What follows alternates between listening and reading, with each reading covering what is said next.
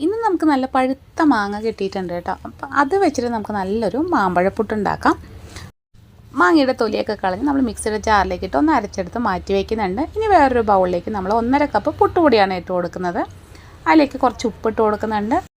ഇനി അരച്ച് വെച്ചിരിക്കുന്ന മാങ്ങ കൂടി ചേർത്തിട്ട് നന്നായിട്ട് ഇതുപോലെ ഒന്ന് മിക്സ് ചെയ്തെടുക്കുക. അപ്പോൾ സ്പൂൺ കൊണ്ട് തന്നെ മിക്സ് ചെയ്ത് കൊടുത്താൽ മതി.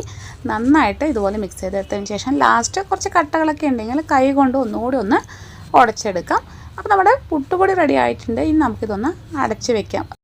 ഞാനൊരു 10 മിനിറ്റ് റെസ്റ്റ് ചെയ്യാനായിട്ട് വെച്ചിട്ടുണ്ടായിരുന്നു. അതിന് ശേഷമാണ് കേട്ടോ ഇപ്പോൾ പുട്ടുണ്ടാക്കിയെടുക്കുന്നത്. ചിരട്ടപ്പുട്ടാണ് ഉണ്ടാക്കിയെടുക്കുന്നത്.